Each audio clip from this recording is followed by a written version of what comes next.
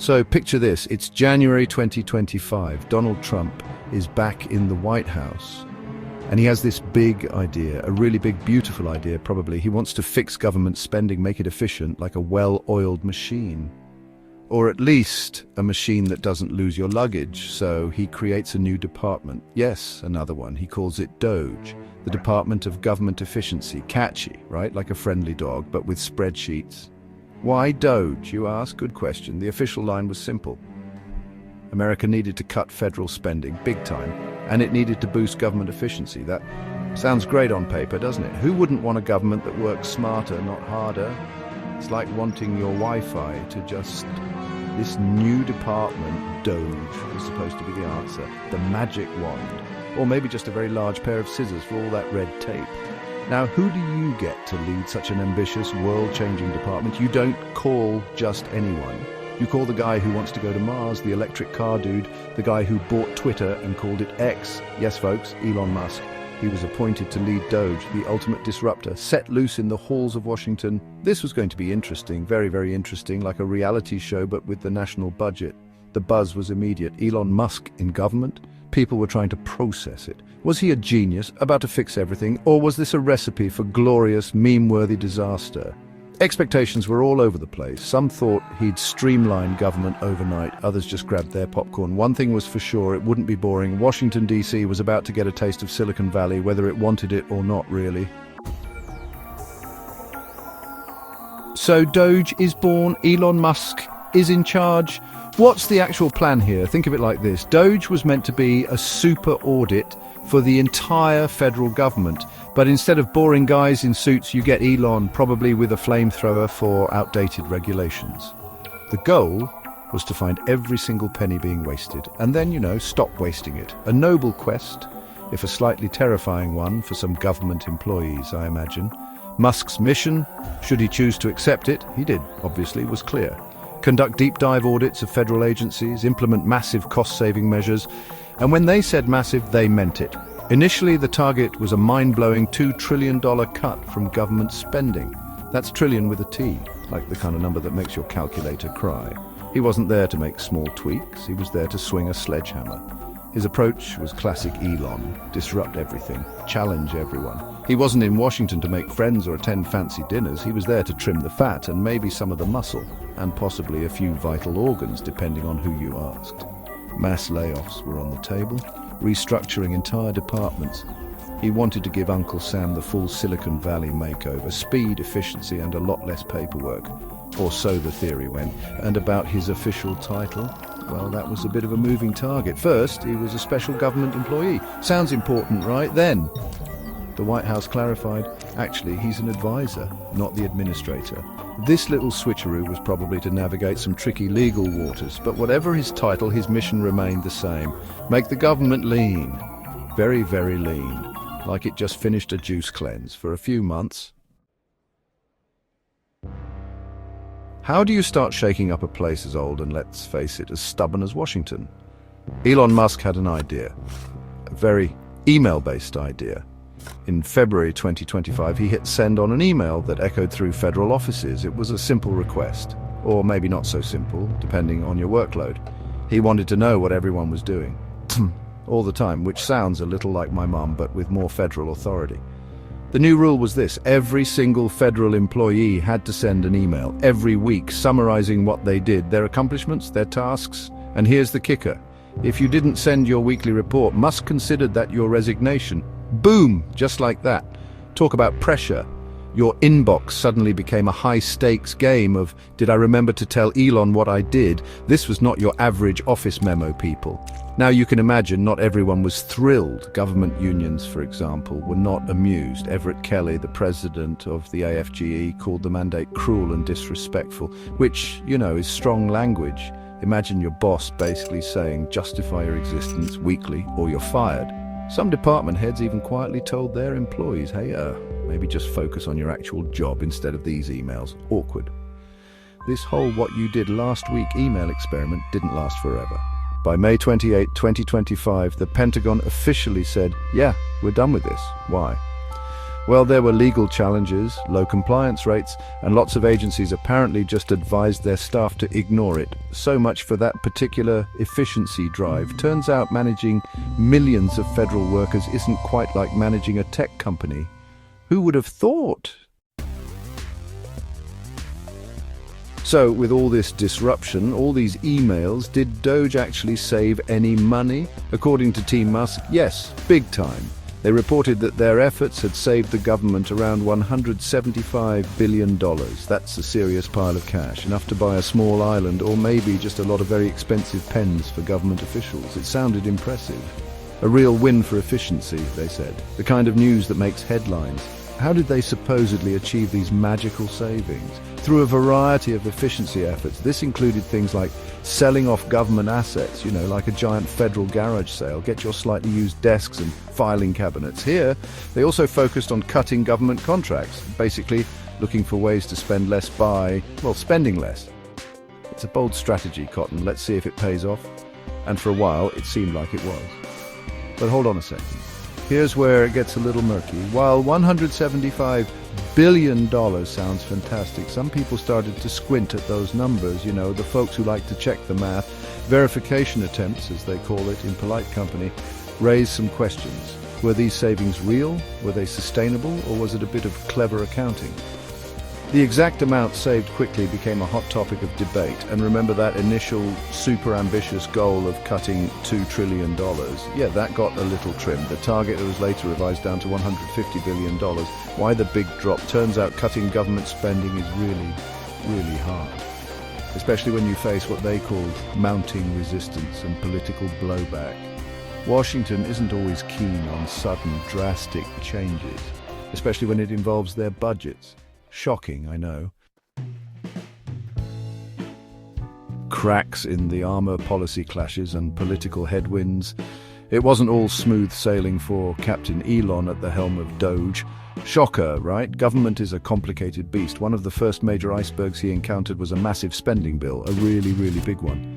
The kind that makes your eyes water just looking at the number of zeros. And this bill had friends in high places, very high places, like the Oval Office itself. This was where things started to get spicy. President Trump, who appointed Musk, was actually backing this multi-trillion-dollar spending package. Elon, our chief cost-cutter, publicly called it the big, beautiful bill. You can almost hear the sarcasm dripping, can't you? He argued quite forcefully that this bill would just inflate the deficit. It would completely undermine all the hard work DOGE was doing to, money. It was like trying to diet while living in a cake factory. Very awkward. This wasn't just a quiet disagreement over coffee. Fiscal conservatives in Congress, people like Senator Ron Johnson and Senator Rick Scott, were also sounding the alarm.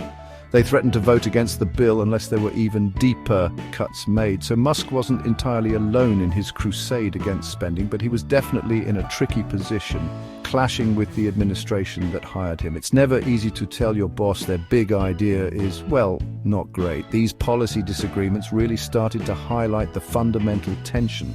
Musk was brought in with a mandate to cut.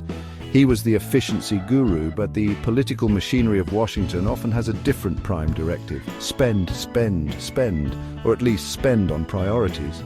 It was a classic case of an unstoppable force meeting an immovable object. Something had to give, and the cracks were beginning to show. Lawsuits, ethics, and the advisor shuffle. Oh, and just to make things more exciting, enter the lawyers. You can't have a proper Washington drama without a flurry of lawsuits, can you? Elon Musk soon found himself facing a few legal headaches. People started asking serious questions. Was his whole position at DOGE even constitutional? And what about his access to all that sensitive government data? Eyebrows weren't just raised, they were practically doing gymnastics. It was a whole new level of scrutiny. One particularly juicy lawsuit came from multiple states. They alleged that Musk's original $2 trillion budget cut target was, in itself, a constitutional violation. Imagine that. You're trying to save the country a boatload of money and you get sued for aiming too high. It's the kind of plot twist you'd expect in a political thriller, not a department focused on efficiency. But hey, this is Washington, D.C. we're talking about. Normal rules rarely apply. Remember that little title change from special government employee to advisor? That wasn't just for fun. The White House made that clarification partly to try and calm these legal storms. They hoped it would address some of the ethical concerns being raised about his role and power, but the controversy, it stuck around. Like that one piece of glitter you just can't get rid of after a party. It was persistent. It just goes to show, even if you're a billionaire tech genius who launches rockets into space, you can't just waltz into Washington and rewrite all the rules. There are processes, there are legal frameworks, and there are a whole lot of people whose job it is to make sure you follow them. Musk was learning that the federal government is a very different kind of machine than a car factory or a social media platform, a much, much more complicated one. The toll on Tesla and friends when worlds collide. Now, while Elon was wrestling with government bureaucracy and multi-state lawsuits, what about his other gigs? You know, just casually running Tesla, SpaceX and X, the platform formerly known as Twitter. It turns out being a part-time government efficiency czar and a full-time titan of industry is, well, a tad demanding.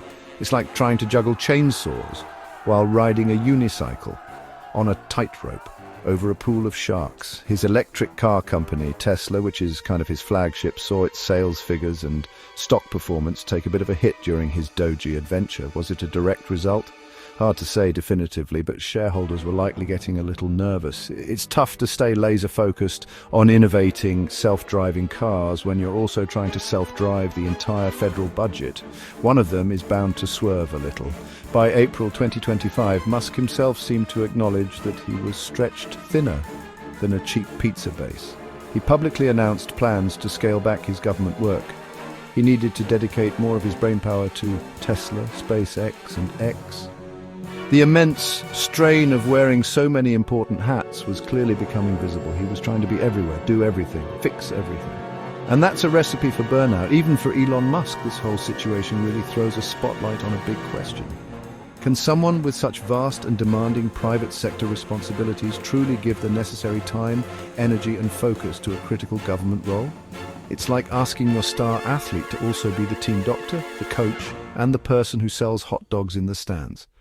At some point, something's got to give, or someone just collapses from exhaustion. The exit stage left cheers, jeers, and a cloud of dust. And so the inevitable happened on May 30th, 2025. Yes, that's today, folks. Hot off the presses.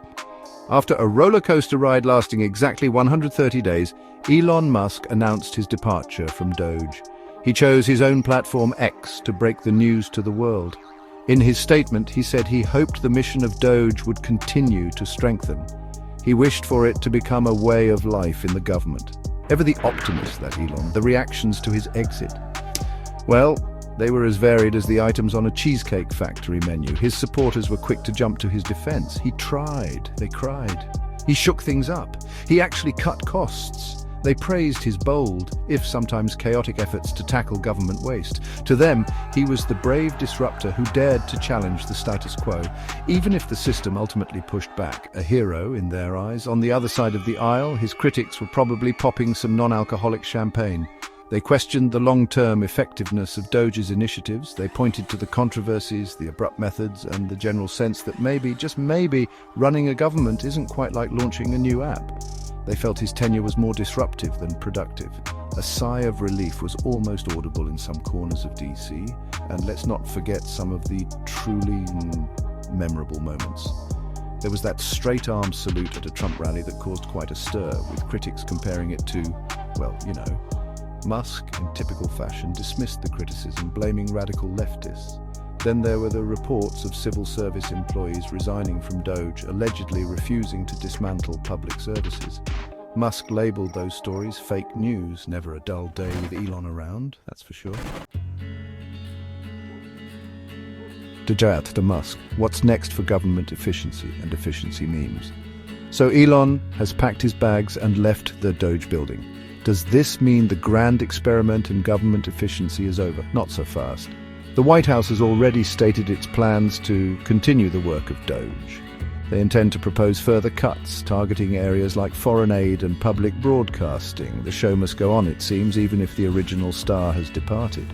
The quest for a leaner government continues with or without its tech billionaire frontman. But as you might expect, critics are already lining up to voice their concerns about these new proposed cuts. They argue that these measures might not actually deliver the promised savings, and more importantly, they could lead to some serious unintended consequences. It's like trying to perform surgery with a chainsaw. You might remove the problem, but you could also cause a lot of collateral damage. Finding that balance is key, and it's often elusive in Washington. Musk's brief but explosive 130-day tenure was certainly a spectacle. It was filled with ambitious goals, headline-grabbing controversies, and a very public demonstration of the challenges involved in applying Silicon Valley's move fast and break things philosophy to public governance. It's like trying to teach your grandpa to use TikTok. He might learn a few moves, but he's probably going to break his hip, or at least your patience. The legacy of DOGE and Elon Musk's role within it will undoubtedly be debated for years to come. Was he a visionary maverick who tried to drag government into the 21st century? Or was he a bull in a china shop causing more chaos than coherence? Perhaps he was a little bit of both. One thing is certain, Washington learned a few lessons, and maybe, just maybe, Elon Musk did too, and we all got some pretty wild stories out of it.